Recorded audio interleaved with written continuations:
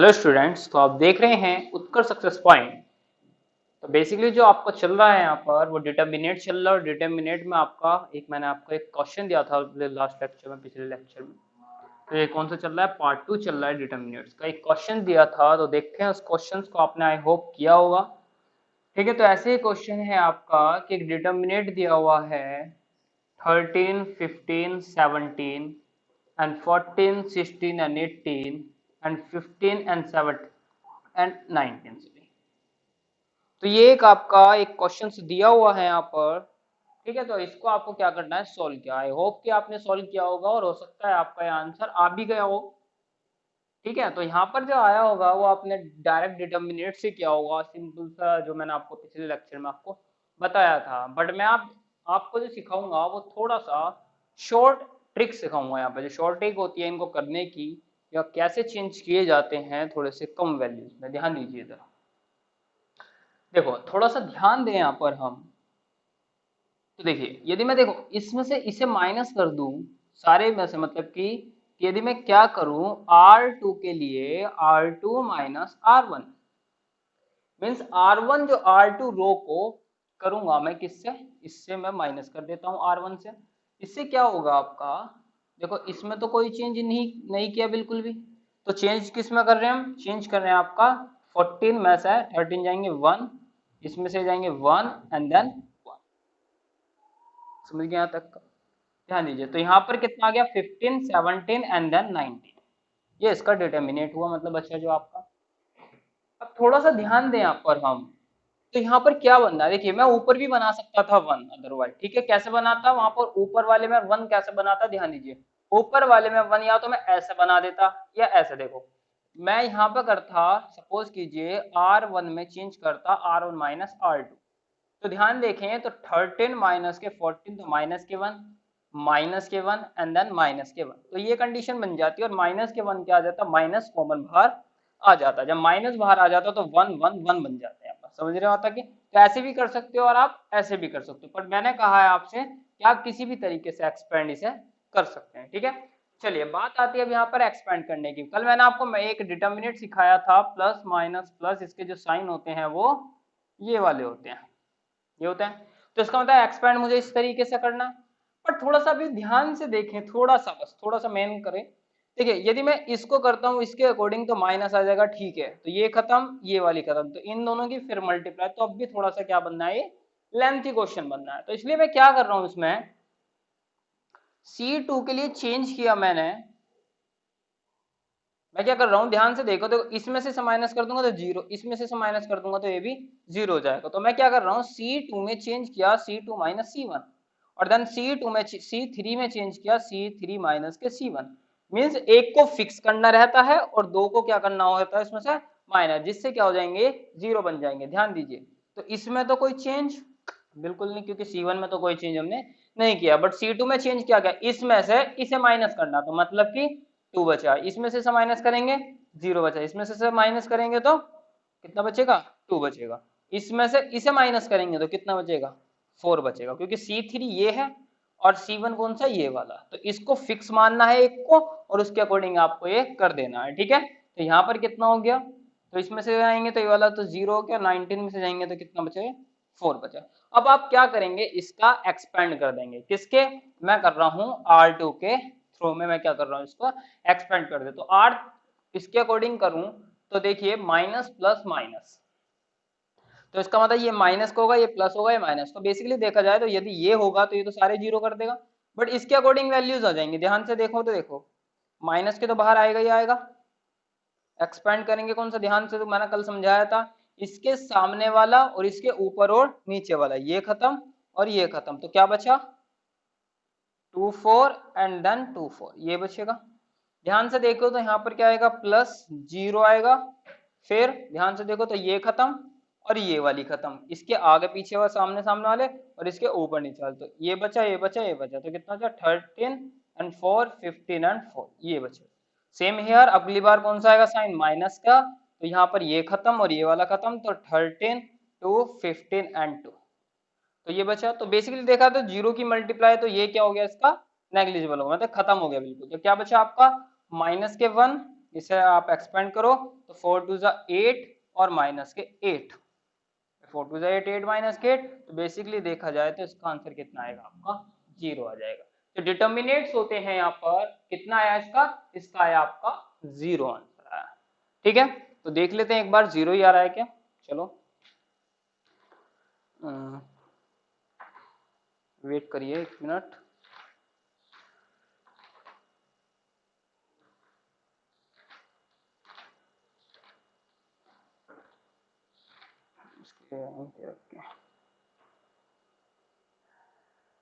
ठीक है बिल्कुल, तो इसका आंसर कितना आ रहा है आपका 0 आ रहा है। आई होप कि आपको अच्छा लग रहा होगा ये क्वेश्चन। ठीक है, तो ऐसे आप तरीके से कर सकते हो, इससे क्या बचेंगे आप, बड़े बड़े मल्टीप्लीकेशन से आप बच सकते हैं। ठीक है, हम थोड़ा सा और आगे क्वेश्चन करेंगे इसी पर डिपेंड कर, बट इससे पहले हम कुछ प्रॉपर्टीज समझ लेते हैं। तो ऐसे ही आप इसको कर लीजिए, तो स्क्रीनशॉट ले लीजिए। ठीक है, चलो हम बात कर रहे हैं थोड़ी सी डिटरमिनेट की, क्या कर रहे हैं, थोड़ी सी प्रॉपर्टीज के बारे में बात। ध्यान से देखें, थोड़ी कुछ ही प्रॉपर्टीज हैं, उसको समझ लोगे तो आपके डिटर्मिनेंट बहुत आसान हो जाएंगे, क्योंकि इसमें से ही क्वेश्चन ज्यादातर आता है आपके बोर्ड में, कम से कम 4 नंबर में क्वेश्चन आता ही आता है। ध्यान दीजिए, प्रॉपर्टी ऑफ डिटर्मिनेट्स। ध्यान दीजिए, प्रॉपर्टीज ऑफ डिटर्मिनेट्स की बात करते हैं यहाँ पर। सबसे पहली प्रॉपर्टी क्या कहता है, ध्यान दीजिए कि कोई भी आपके पास एक मैट्रिक्स है या डिटर्मिनेट्स है। मैंने कहा कि एक डिटर्मिनेट 0 0 0 4 2 3 3 1 4, ये एक डिटर्मिनेट है। तो ऐसा एलिमेंट, ऐसा डिटर्मिनेट जिसके एक रो या कॉलम के सभी एलिमेंट कैसे हो जाएं, 0 हो जाएं। मतलब कि तो या तो रो या कॉलम के सारे एलिमेंट कैसे हो जाएं, मतलब कि रो, जैसे ये वाली रो और ये वाली कॉलम। तो ऐसे यदि एक रो या एक कॉलम के कोई से भी डिटर्मिनेट्स के अंदर 0 हो जाता है, तो ऐसे डिटर्मिनेट्स की वैल्यू बेसिकली देखा जाए तो 0 आती है। पहला प्रॉपर्टी ये कहता है। तो आप सीधा सा सॉल्व ना करके आप सीधा सा भी कहीं पर भी जब भी कहीं 0 आए पूरे रो में या कॉलम में, तो उसका मतलब उसकी वैल्यू क्या है आपकी 0 हो जाती है। ठीक है, तो यहाँ पर सबसे पहली प्रॉपर्टी ये होती है। ठीक है, दूसरी प्रॉपर्टी नॉर्मल है, तो अरे डिटर्मिनेट भी खोलते हैं तो वही तो आएगा 0, क्योंकि 0 0 0, तो बेसिकली जब 0 है तो 0 ही आएगा। ठीक है, पहली प्रॉपर्टी ये। ध्यान से देखें, कहीं पर आपके पास एक प्रॉपर्टी है, देखिए पहले मैं कह देता हूं, सपोज कीजिए दूसरी प्रॉपर्टी क्या है कि कोई एक आपके पास डिटर्मिनेट है। कैसा है, डिटर्मिनेट। मैंने कहा कि a1 a2 a3, b1 b2 b3, c1 c2 c3, ऐसा हो कहीं पर, समझ रहे हो, ऐसा हो, या कहीं पर इसका अपोजिट हो, मतलब कि उल्टा हो, मतलब कि a1 a2 a3, b1 b2 b3, c1 c2 c3, तो कहीं पर ऐसा हो, समझ रहे हो। तो इसका मतलब कि ऐसे कभी भी रो कॉलम में चेंज हो सकती है और कॉलम रो में चेंज हो सकती है, तो दोनों का आंसर क्या आएगा, जब भी इक्वल आएगा। डिटर्मिनेट हम खोल के देख सकते हैं। ठीक है, तो दूसरी प्रॉपर्टी ये कहता है, जैसे ध्यान से देखो, मैं इसे एक्सपेंड कर रहा हूं, इसके थ्रू कर देता हूं। तो मैंने इसके अकॉर्डिंग थ्रो किया, मैंने कि a1 इज इक्वल टू ये खत्म, तो यहां बनेगा b2 c3 माइनस के c2 b3, ये बनेगा क्या, बिल्कुल।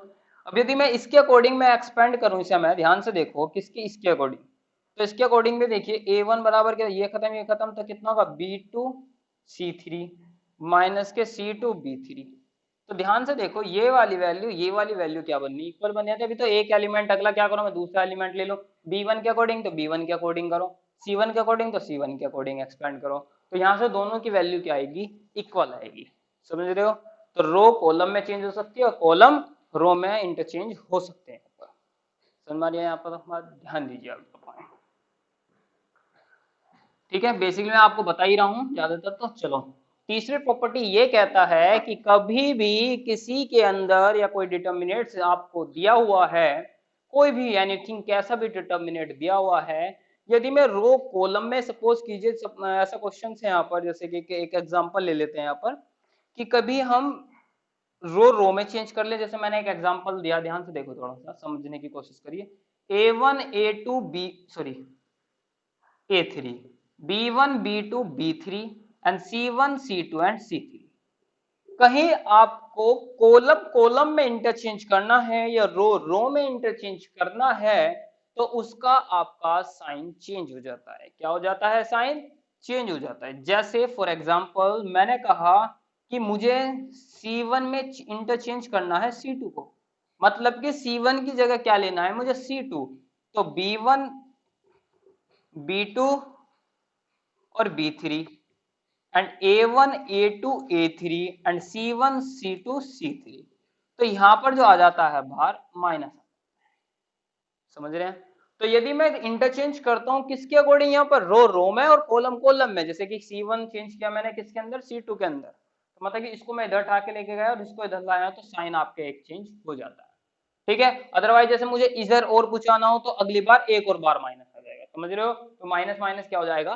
प्लस हो जाएगा। तो आपकी कंडीशन आती है। नंबर कौन सी होगी प्रॉपर्टी यहाँ पर? ये थर्ड प्रॉपर्टी। ठीक है, समझ गए होंगे। अगर जब क्वेश्चन करते रहेंगे उसमें पता लग जाएगा आपको कुछ प्रॉपर्टीज के बारे में। ध्यान दीजिए, एक फोर्थ प्रॉपर्टीज है यहाँ पर कि कोई भी आपके पास ये कहता है कि कोई भी आपके पास दो रो या कॉलम इक्वल आ जाए। जैसे मैंने कहा कि कहीं पर 1 2 3 4 3 1 1 2 3, तो ऐसा कहीं पर आपके पास कहीं पर डिटर्मिनेट्स आ जाता है, कहीं पर रो, अब तो क्या सेम आ रही है रो, और कहीं पर क्या आ जाती है? कॉलम भी सेम आ जाती है। तो ऐसे डिटर्मिनेट्स की वैल्यू जीरो हो जाती है। क्यों? क्योंकि ध्यान से देखें आप, देखिए तो यदि मैं आर, ये क्या है R1 ये R3 है, तो R1 में चेंज कर दूं, मैं क्या करूं कि R1 माइनस R3, तो बेसिकली देखा जाए तो इसमें से इसे जाएंगे तो जीरो, इसमें से जाएंगे जीरो जीरो, तो ये जीरो जीरो ये वाली कंडीशन बन जाएंगे। तो ये कौन सी प्रॉपर्टीज आपकी? फर्स्ट वाली। तो बेसिकली देखा जाए तो कहीं पर भी या रो या कॉलम कहीं पर भी सारे एलिमेंट जीरो हो जाते हैं तो उसकी वैल्यू, डिटर्मिनेट्स की वैल्यू जीरो हो जाती है। ठीक है, तो ये इसकी प्रॉपर्टीज है वाली भी। थोड़ा सा और आगे एक और प्रॉपर्टीज और देख लेते हैं।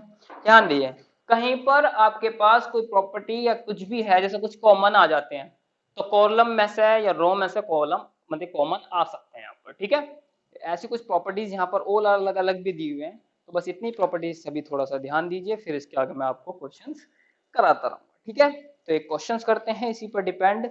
चलो ध्यान दीजिए, प्रॉपर्टी से रिलेटेड ही क्वेश्चन है, ध्यान से देखना थोड़ा सा। बस एक क्वेश्चन कह रहा है find the value of a determinants for इतने, find the value of a determinants for इतने, इस डिटर्मिनेट्स की वैल्यू बतानी है आपको। थोड़ा सा ध्यान दे, क्वेश्चन दिया हुआ है ये 3 4 7 minus 1 6 and 5 and then 2 8 and then 10, ये दिया हुआ है आपको क्वेश्चन, और इस डिटर्मिनेट्स की वैल्यू निकालनी है। ध्यान से देखो थोड़ा सा क्वेश्चंस को।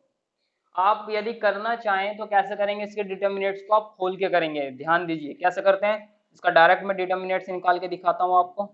ठीक है, तो सिंपल सा तरीके से करेंगे। कितना? 60 माइनस के 8 पंजे 40, फिर इसके अकॉर्डिंग करूंगा मैं माइनस के 4, ये खत्म, तो माइनस के 10 और माइनस के 10। ठीक है, फिर कितना आएगा? प्लस के 7, ये खत्म, तो कितना आ गया? 8 और माइनस के 12। ठीक है, यहाँ पे सॉल्व कीजिए। यहाँ पर आ गया 20, तो 23 से कितना होते हैं? 60, माइनस माइनस माइनस प्लस कितना हो गया यहाँ पर? 40, और यहाँ पर कितना हो जाएगा? 20, वो भी माइनस के साथ 140। ये रहा क्या? एक मिनट, 20, अब 20 बना माइनस के 7 दूनी 14, आएगा तो यही। यहाँ पर था 20, 20 से 60, 10 दूनी 20, 20 दूनी 80 होता है, सॉरी यहाँ 80 होगा। तो ये कितना होगा? 140 माइनस के 140। तो बेसिकली देखा जाए तो कितना जाएगा यहाँ पर? आपका आंसर 0 आएगा। बट ऐसा कुछ सपोज कीजिए ऐसा आ गया तो ठीक है, बट मैं कह रहा हूँ कि इसके प्रॉपर्टीज का यूज करके करें इस क्वेश्चन को। किसका यूज करना आपको इसमें? प्रॉपर्टीज का यूज करना। और प्रॉपर्टी का ध्यान दीजिए, 1 मिनट का क्वेश्चन हो जाता है यहाँ पर। ठीक है, तो इसे भी नोट कर लीजिए। ऐसा कुछ नहीं है यहाँ पर कि इससे नहीं कर सकते, कर सकते हैं, बट मैं एक ट्रिक और बता देता हूँ आपको। ध्यान दीजिए थोड़ा सा, यहाँ पर देखें थोड़ा सा, बस एक मेन पॉइंट है, अपनी बहुत आसान क्वेश्चन है, थोड़ा सा चेक करें। मैंने करा ध्यान से देखो, C1 में चेंज किया C1 प्लस C2। ध्यान से देखना, C1 में चेंज किया तो इसका मतलब जिनमें चेंज नहीं करते उन्हें तो ऐसी का ऐसी नोट कर दो। करो आप थोड़ा सा ध्यान दें, इन दोनों को क्या करना है ऐड, कितना आ गया 7, इन दोनों को करेंगे तो 5, इन दोनों को करेंगे तो 10। मैंने भी एक प्रॉपर्टी बताई है, किसी भी डिटर्मिनेट्स के अंदर रो या कॉलम इक्वल आ जाती हैं, रो कॉलम नहीं, जैसे रो रो क्या आनी चाहिए, रो रो के बराबर आनी चाहिए, कॉलम कॉलम के बराबर आनी चाहिए। तो इसका मतलब जो कॉलम C1 है वो इज इक्वल टू किसके बराबर होगी, C3 के, सॉरी। तो ये वाली कॉलम इस वाली कॉलम के कैसे आ रही इक्वल, तो मैंने कहा है इसका डिटरमिनेंट सीधा क्या होता है 0 आता है। तो आपको उतना लेंथी ना करके आप इसको ऐसे कर दीजिए, ये भी इसका आंसर है। समझ रहे हो, तो वहां पर उससे भी कर सकते हो और प्रॉपर्टीज का यूज करोगे तो बहुत अच्छी बात है। ठीक है, तो प्रॉपर्टीज आप समझाते रहिए और क्वेश्चंस को करते रहिए। थोड़ा सा क्वेश्चन बस तो इसे तो स्क्रीनशॉट ले लीजिए। ठीक है, ऐसे ही क्वेश्चन है और थोड़ा सा एक आध और कराता हूँ क्वेश्चन, ध्यान से देखो। एक क्वेश्चन दिया हुआ है, find the value of determinant, कोई एक डिटर्मिनेट दिया हुआ है 1x and then 1y 1z, y plus z, z plus x और x प्लस वाई, ये दिया हुआ है। ठीक है, इसका डिटर्मिनेट करना है आपको। देखिए नॉर्मल तरीके से करूं तो एक मेन पॉइंट दिखा दूं तो देखिए मैंने डिटर्मिनेट्स खोल सकते हैं हम सिंपल सा, बट हमें इन क्वेश्चनों में डिटर्मिनेट सीधा नहीं खोलना। आपको किसका यूज करना है इसमें, प्रॉपर्टीज का यूज करना है। इसमें प्रॉपर्टी जितनी भी है उसका यूज करके चलते चलना है। ध्यान से देखो थोड़ा सा, ये पूरा और ये ध्यान से देखिए तो सारी वैल्यू इक्वल इक्वल के बराबर से आ रही है। देखो इनको सारों को सम कर दूं तो ये बराबर बन जाएगा, इनका सम कर दूं तो फिर दोबारा सेम बन जाएगा, इनका सम कर दूंगा तो दोबारा से सेम बन जाएगा। बट ऐसा मत करिए, क्या करें ध्यान दीजिए इसमें, क्योंकि इसमें सबसे, क्योंकि पहले क्वेश्चन है तो पहले प्रॉपर्टीज पहले वाली यूज करनी है जिसमें आपके पास दोनों इक्वल आ जाए। तो इक्वल कैसे आ सकते हैं थोड़ा सा ध्यान देखें। मैंने क्या किया इसके अंदर, एक मिनट में इसमें कर लेता हूँ, चलो इसमें पहले देख लेते हैं। मैंने क्या किया इसके अंदर कि जो C3 है, C3 में चेंज किया C3 प्लस के C2, इनमें कोई चेंज नहीं करा है मैंने, बिल्कुल भी चेंज किस में किया है C3 में। क्यों, ध्यान दीजिए, इन सब का सम इन सब का सम इन सब का सम इक्वल इक्वल आ जाएगा। मीन्स यहाँ पर x plus Y plus Z, X plus Y plus Z और x plus Y plus Z आ जाएगा। और मैंने कहा है कहीं पर रो में या कॉलम में एक जैसे आते हैं तो वो सारे क्या आ जाते हैं बाहर, कॉमन भी आ सकते हैं। तो x plus Y plus Z common आ गया बाहर इसमें, तो 1 1 1 एक्स वाई जेड 1 1 1, यही आएगा क्या। और आपको बताया है कि किसी भी डिटर्मिनेट्स के अंदर रो रो के बराबर आ रही है या कॉलम कॉलम के जैसी आ रही है बिल्कुल, तो उसकी वैल्यू क्या हो जाती है, बेसिकली देखा जाए तो यही बताई है क्या होती है, बोलो बच्चों कितनी आती है 0 आ जाती है। ठीक है, तो इसका मतलब इसका आंसर जो डिटर्मिनेट होगा वो क्या होगा, इसका 0 होगा। तो ऐसे ऐसे क्वेश्चन आपसे आते रहेंगे यहाँ पर। ठीक है, तो ऐसे ही क्वेश्चन और भी दिए हुए हैं, आप ऐसे भी क्वेश्चन कर सकते हैं। थोड़ा एक हार्ड क्वेश्चन करते हैं, देखते हैं आप बता पाओगे या नहीं बता पाएंगे। ठीक है, एक पार्टीशन वाला क्वेश्चन करा देता हूँ, थोड़ा हार्ड है। एक एनसीईआरटी क्वेश्चन दिया हुआ है, कर लेना। ठीक है, ये तो सिंपल सा है। एक क्वेश्चन दिया हुआ है, ये एनसीईआरटी है, if a is equals to 1 2 4 3, ये एक मैट्रिक्स दिया हुआ है, डिटर्मिनेट नहीं दिया हुआ अभी क्या दिया हुआ है, एक आपका मैट्रिक्स दिया हुआ है। तो देन प्रूव दैट,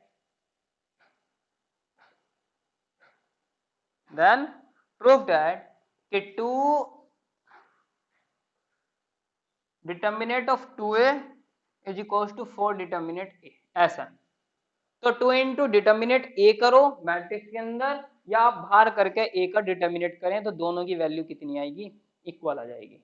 तो सबसे पहला ही काम क्या है, a का डिटर्मिनेट निकालना, और a का डिटर्मिनेट का 1 2 4 3, और इसका डिटर्मिनेट कैसे निकलता है 3 और माइनस के 8 देन माइनस के 5। तो माइनस के जो सॉरी a का जो डिटर्मिनेट आया वो कितना है आपका माइनस के, यही है क्या, एक मिनट, अरे सॉरी क्वेश्चन ये है 2 है यहाँ पर, ये 2 है भाई यहाँ पर, ये 2 और ये 8, तो माइनस के 6 आएगा यहाँ से। तो कितना आ रहा, माइनस के 6 आया आपका 8 डिटर्मिनेंट। मैंने इसकी आरएचएस साइड ले ली, कितनी आरएचएस 4 इंटू ए का ये, तो 4 इंटू माइनस के 6, 4 इंटू माइनस के 6 कितना सोल्व करके आ जाएगा यहाँ से तो यहाँ से आ गया माइनस के 24। ठीक है, अब मैंने इसकी क्या लिया, LHS साइड। तो जब LHS लूंगा तो क्या है 2 इंटू ए का, तो इसका मतलब मैंने क्या करा 2 की मल्टीप्लाई कर दी पहले इसमें, तो 2 8 सॉरी 8 नहीं 4 8 एंड देन 4 ये आ गया। अब आप इसका डिटर्मिनेट कीजिए तो कितना होगा 4 2 जा 8 माइनस का 8 4 जा 32, तो इसमें से माइनस करेंगे तो 24। तो इसका मतलब दोनों वैल्यू क्या आ जाती है इक्वल, तो हेंस मैं कह सकता हूँ कि 2a का मॉड बराबर 4 इंटू ए का मॉड। तो ये क्या हो गया इसका आंसर हो गया। ठीक है, तो दोनों वैल्यू क्या आ रही है ऐसी, तो पहले आप ऐसे क्वेश्चन बेसिकली थोड़े थोड़े क्वेश्चन आप ऐसे करके देखिए। आई होप कि वीडियो आपको अच्छी लग रही है, तो लाइक करें, सब्सक्राइब करें एंड शेयर करें। Thank you.